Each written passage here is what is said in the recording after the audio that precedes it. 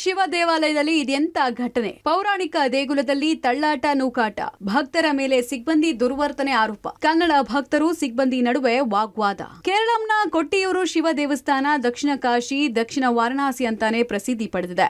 ಕೇರಳದ ಕಣ್ಣೂರು ಜಿಲ್ಲೆಯ ಪಶ್ಚಿಮ ಘಟ್ಟಗಳ ತಪ್ಪಲಲ್ಲಿರುವ ಅತ್ಯಂತ ಪವಿತ್ರ ಮತ್ತು ರಹಸ್ಯಮಯವಾದ ಶಿವ ಕ್ಷೇತ್ರ ಇದಾಗಿದೆ. ವೈಶಾಖ ಮಹೋತ್ಸವದಲ್ಲಿ ಮಾತ್ರ ಭಕ್ತರಿಗೆ ಇಲ್ಲಿ ದರ್ಶನಕ್ಕೆ ವ್ಯವಸ್ಥೆ ಕಲ್ಪಿಸಲಾಗುತ್ತೆ. ಪ್ರತಿ ವರ್ಷ ಮೇ ಜೂನ್ ತಿಂಗಳಲ್ಲಿ ಸುಮಾರು 27ರಿಂದ 28 ದಿನಗಳ ಕಾಲ ಮಾತ್ರ ದರ್ಶನಕ್ಕೆ ಅವಕಾಶ ಮಾಡಿಕೊಡ್ಲಾಗುತ್ತೆ. ದೇಗುಲದ ಪಕ್ಕದಲ್ಲಿ ಬಾವಳಿ ನದಿ ಹರಿಯುತ್ತೆ. ವೈಶಾಖ ಮಹೋತ್ಸವದ ಸಮಯದಲ್ಲಿ ಭಕ್ತರು ಈ ನದಿಯನ್ನ ದಾಟಿ ದೇವರ ದರ್ಶನ ಪಡಿತಾರೆ. ಕೇರಳದ ಕೊಟ್ಟಿಯೂರು ದೇವಸ್ಥಾನವು ಪರಶಿವನಿಗೆ ಮೀಸಲಾದ ದೇವಾಲಯ. ಕನ್ನಡ ಸಿನಿಮಾ ನಟರಾದ ದರ್ಶನ್, ಜಗೇಶ್, ರಿಷಬ್ ಶೆಟ್ಟಿ ದೇವಸ್ಥಾನಕ್ಕೆ ಭೇಟಿ ಕೊಟ್ಟಿದ್ದಾರೆ. ಆ ಬಳಿಕ ಈ ದೇವಾಲಯದ ಹೆಸರು ಇತ್ತೀಚಿನ ದಿನಗಳಲ್ಲಿ ಹೆಚ್ಚು ಖ್ಯಾತಿ ಗಳಿಸಿದೆ. ಹೀಗಾಗಿ ಭಕ್ತರ ಸಂಖ್ಯೆ ದುಪ್ಪಟ್ಟಾಗಿದೆ. ಅಲ್ಲದೆ ಈ ದೇವಸ್ಥಾನ ವರ್ಷದಲ್ಲಿ 1 ತಿಂಗಳು ಮಾತ್ರ ಭಕ್ತರಿಗೆ ದರ್ಶನವನ್ನ ಪಡೆದುಕೊಳ್ಳೋಕೆ ತೆರೆದಿರೋದ್ರಿಂದ ಭಕ್ತರು ಹೆಚ್ಚಿನ ಸಂಖ್ಯೆಯಲ್ಲಿ ಬರ್ತಿದ್ದಾರೆ. ಹೀಗೆ ಹೆಚ್ಚಿನ ಸಂಖ್ಯೆಯಲ್ಲಿ ಬಂದ ಭಕ್ತರ ಮೇಲೆ ದೇಗುಲದ ಸಿಬ್ಬಂದಿ ದುರ್ವರ್ತನೆ ತೋರಿದ್ದಾರೆ ಅಂತ ಆರೋಪಿಸಲಾಗ್ತಿದೆ. ಕೊಟ್ಟಿಯೂರಿನ ಶಿವ ಸನ್ನಿಧಿಯಲ್ಲಿ ಭಕ್ತರ ಸಂಖ್ಯೆ ಹೆಚ್ಚಾಗ್ತಾನೆ ಇದೆ. ದೇವರ ದರ್ಶನಕ್ಕೆ ಪರದಾಡುವಂತಾಗಿದೆ. ಹೀಗಾಗಿ ತಳ್ಳಾಟ ನೂಕಾಟ ಹೆಚ್ಚಾಗಿದೆ. ದರ್ಶನಕ್ಕೆ 5ರಿಂದ 6 ಕಿಲೋಮೀಟರ್ ತನಕ ಭಕ್ತರು ಸಾಲುಗಟ್ಟಿ ನಿಂತಿದ್ದಾರೆ. ಶಿವನ ದರ್ಶನ ಪಡೆಯೋದಕ್ಕೆ 8ರಿಂದ 10 ಗಂಟೆ ಕಾಯಬೇಕಾದ ಸ್ಥಿತಿ ನಿರ್ಮಾಣ ಆಗಿದೆ. ಇನ್ನು ಹೀಗೆ ಸರತಿ ಸಾಲಲ್ಲಿ ನಿಂತು ಅಸ್ವಸ್ಥಗೊಂಡ ಭಕ್ತರನ್ನ ಸ್ಟ್ರೆಚರ್ ಮೂಲಕ ಆಸ್ಪತ್ರೆಗೆ ಸಾಗಿಸಲಾಗ್ತಾ ಇದೆ. ಇನ್ನು ಕೆಲವು ಭಕ್ತರು ದರ್ಶನ ಸಿಗದೆ ಮಧ್ಯದಲ್ಲೇ ವಾಪಸ್ ಕೂಡ ತೆರಳುತ್ತಿದ್ದಾರೆ. ಭಕ್ತರ ಸಂಖ್ಯೆ ಹೆಚ್ಚಾಗ್ತಾ ಇದೆ. ಹೀಗಾಗಿ ಕಾಲ್ತುಳಿತದ ಆತಂಕ ಕೂಡ ಮೂಡಿದೆ. ಕಾಲಿಡಲು ಸಾಧ್ಯವಿಲ್ಲದಷ್ಟು ಭಕ್ತರ ದಂಡು. ಜಾಲತಾಣದಲ್ಲಿ ವೈರಲ್ ಆಗ್ತಿದೆ ವಿಡಿಯೋಗಳು.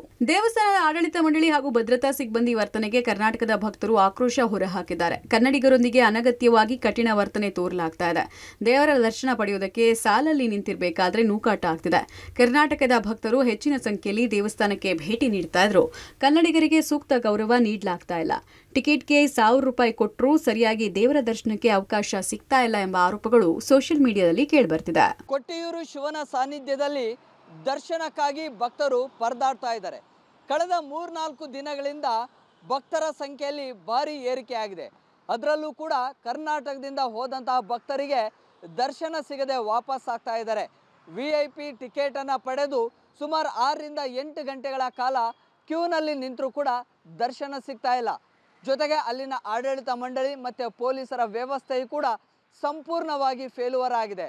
ಅದರಲ್ಲೂ ಹೆಣ್ಣು ಮಕ್ಕಳಿಗಂತೂ ಕೆಟ್ಟದಾಗಿ ನಡೆದುಕೊಳ್ತಾ ಇದ್ದಾರೆ. ಮತ್ತು ಅಲ್ಲಿನ ಆಡಳಿತ ಮಂಡಳಿ ಕೂಡ ಕಾಲಿನಿಂದ ನೀರನ್ನು ಎರಚಿ ದುರ್ವರ್ತನೆಯನ್ನು ತೋರ್ತಾ ಇದ್ದಾರೆ. ಇದೆಲ್ಲವೂ ಕೂಡ ಸೋಷಿಯಲ್ ಮೀಡಿಯಾಗಳಲ್ಲಿ ವಿಡಿಯೋಗಳು ವೈರಲ್ ಆಗಿದ್ದಾವೆ. ಅಲ್ಲಿನ ಆಡಳಿತ ಮಂಡಳಿಯ ವಿರುದ್ಧ ವ್ಯಾಪಕ ಆಕ್ರೋಶಗಳು ಕೂಡ ಸ್ಫೋಟ ಆಗ್ತಾ ಇದೆ.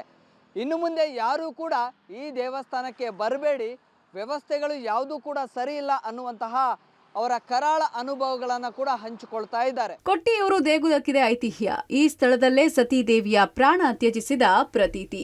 ಕೊಟ್ಟಿಯೂರು ಶಿವ ದೇವಾಲಯಕ್ಕೆ ಸಂಬಂಧಿಸಿದ ದಂತಕಥೆಯ ಪ್ರಕಾರ ಒಮ್ಮೆ ಶಿವನ ಮಾವನಾದ ಹಾಗೂ ಸತೀದೇವಿಯ ತಂದೆಯಾದ ದಕ್ಷ ಪ್ರಜಾಪತಿಯು ಯಾಗವನ್ನ ಹಮ್ಮಿಕೊಂಡಾಗ ಅವನು ಶಿವನನ್ನ ತನ್ನ ಯಜ್ಞಕ್ಕೆ ಆಹ್ವಾನಿಸದೆ ಆತನನ್ನ ಅವಮಾನ ಮಾಡ್ತಾನೆ.